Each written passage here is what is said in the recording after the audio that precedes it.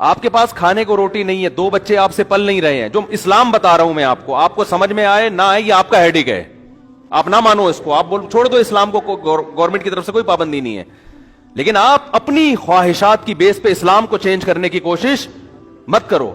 آپ کے پاس کھانے کو روٹی نہیں ہے, آپ بھوکے ہو, حمل ٹھہر گیا, تیسرا بچہ آ رہا ہے, 2 کو کھلانے کے, تعلیم نہیں, روٹی کے پیسے نہیں ہیں, روٹی کے. شروع میں روحانی عاملوں کا ذکر آ گیا نا, میرا میٹر شارٹ ہو گیا, پورا بیان اسی سٹائل میں ہوگا, ورنہ اچھا بلا ہنس کھیل کے ہمارا بیان چلتا ہے.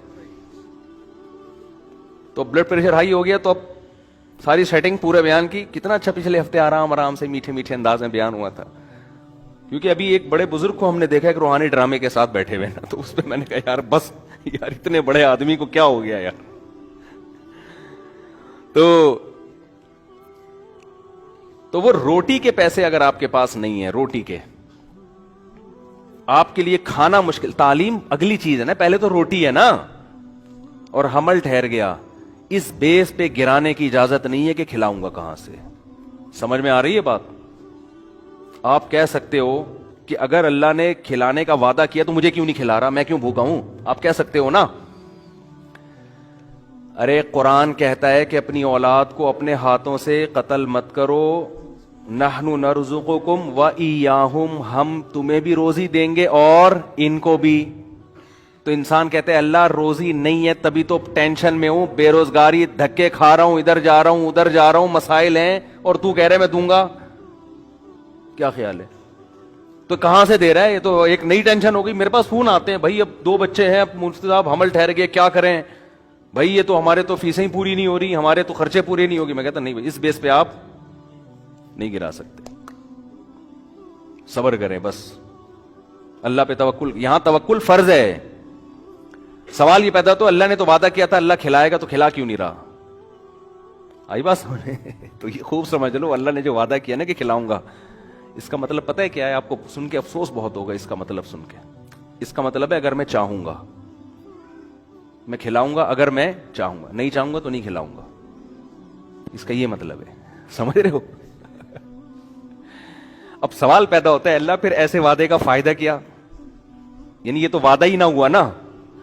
دیکھو قرآن میں جہاں بھی اس طرح کے الفاظ ہے نا, اللہ نے دنیا میں کسی چیز کا وعدہ کیا ہے, اس کے آگے انشاء کا لفظ خود بخود لگا ہوا ہے. مثال کے طور پر میں اور اس اشکال کو مضبوط کر کے بیان کرتا ہوں. قرآن نے صحابہ کرام کو کہا کہ جب مشرکین مکہ کو حرم سے نکال دو, جب مکہ فتح ہوا نا تو 4 مہینے ہیں یہ لوگ حرم میں رہ سکتے ہیں, اس کے بعد حدود حرم سے قیامت تک کے لیے حرم میں مشرک کا داخلہ ممنوع. صحابہ کو اشکال ہوا کہ اے اللہ ہم تو غربت میں آ جائیں کیونکہ ہماری تجارتیں ہیں ان سے. بھائی اگر بڑے بڑے تاجر مشرکین میں بھی تھے نا تو ہماری تجارتیں ہیں تو یہ غربت میں آ جائیں گے. تو اللہ نے فرمایا ان خفتم عائلۃ فسوف یغنیکم اللہ من فضلہ. انشاء ہے کہ نہیں ہے؟ اگر تمہیں غربت کا خوف ہے تو اللہ نے چاہا تو اپنے فضل سے تمہیں غنی کر دے گا. ایک ہی آیت. ابھی میں ان سب کا ایک مفہوم بیان کرتا ہوں, اس سے سارے اشکال حل ہو جائیں گے انشاءاللہ. فسوف یغنیکم اللہ من فضلہ ان شاء, اگر اللہ چاہے گا تو اپنے فضل سے تمہیں غنی کر دے گا. نکاح کے بارے میں بھی یہ الفاظ ہیں, نکاح کرو, یہ نہ دیکھو کہ غریبوں کے امیر ہوں. کیوں؟ اللہ کہتے ہیں ان یکونوا فقراء یغنیہم اللہ من فضلہ, نکاح کر لو, فقیر ہو گئے تو اللہ اپنے فضل سے غنی کر دے گا. سوال پیدا ہوتا ہے, بعض تو ہم نے دیکھے ہیں کنوارے تھے تو پیسے والے تھے, شادی ہوتے ہی بعض ایسے, اگرچہ اکثریت ایسی نہیں ہے, اکثریت کے تو روزی میں اضافہ ہوتا ہے, لیکن بعض ایسے واقعات ہیں ادھر شادی ہوئی ادھر دیوالیہ نکل گیا, بیگم ہی چور تھی معاذ اللہ, وہ ساری جائیدادیں کھا گئی. بعض دفعہ تو یہ بھی ہوتا ہے نا. ارے بعض دفعہ ایسے ہوتا ہے آپ نے شادی کی, میرا بیان سن کے کہ یار اس سے مال میں کیا ہوگا, برکت ہوگی, اضافہ ہوگا. شادی کی, بیگم صاحبہ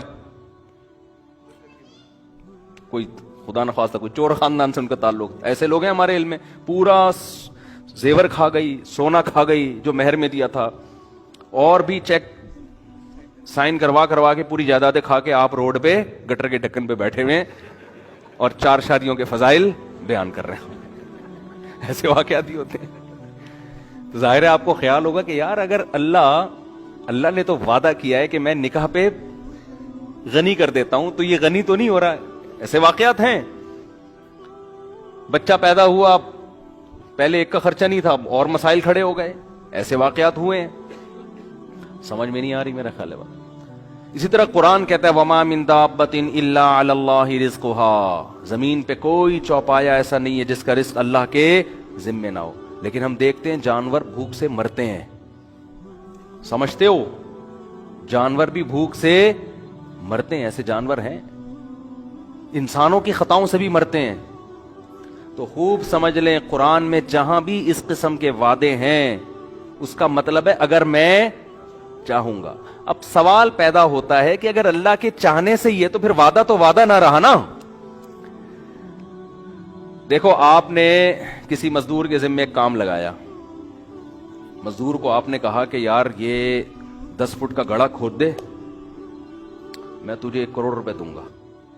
پہلے آپ نے کہا میں تجھے 1 لاکھ روپے دوں گا, اس نے کہا نہیں نہیں. آپ نے کہا چل 1.5 کر لے, اس نے کہا نہیں نہیں. آپ نے کہا 1 کروڑ دوں گا. ایک دم جوش میں آئے گا نا, اور ایک دم جوش میں آئے گا یار 10 فٹ گڈھے کے 1 کروڑ. آپ نے کہا اگر میں چاہوں گا, وہ کھودے گا. نہیں آئی بات سمجھنے. وہ کہے گا بھائی تو چاہے گا کیا مطلب, اگر تو نہیں چاہ. میں نے ایک صاحب سے پیسے کوئی چیز بیچی نا, تو پتہ نہیں 1 لاکھ کی تھی 1.5 لاکھ کی تھی. انہوں نے کہا میں آپ کو کل پیمنٹ دوں گا. میں نے کہا بھائی آپ, مجھے کیا پتا یار, میں آپ کو جانتا نہیں ہوں, آپ مارکیٹ سے چاٹی ہو جاؤ. ہم بعض دفعہ اپنا بکرے بیچ کے آ رہے ہوتے ہیں, دمبا کسی کو پہنا کے آ رہے ہوتے ہیں, لوگ ہمیں پہناتے ہیں, پھر اپنے دوسروں کو پہنانا پڑتا ہے ہمیں. ٹھیک ہے, تو کہتے نہیں اللہ نے چاہا تو میں کل دے دوں گا. میں نے اگر اللہ نے نہیں چاہا تو میں کیا کروں گا بتا, میں تجھے کہاں تلاش کروں گا. اگر مجھے یقین ہو کہ اللہ چاہے گا کہ تو مجھے دے گا, اللہ چاہے گا کہ تو مجھے دے گا, تو میں 1 دن کیا, میں 1 مہینہ انتظار کر لوں گا. لیکن اگر اللہ نے نہیں, اللہ نے تو مجھے نہیں بتایا کہ میں چاہوں گا کہ نہیں چاہوں گا.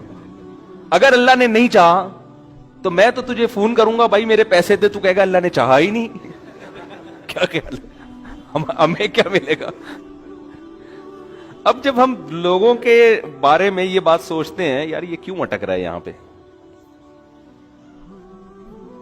یہ اللہ نے چاہا نا تو ہمارا مائک سسٹم ایک دن انشاءاللہ ٹھیک ہو جائے گا.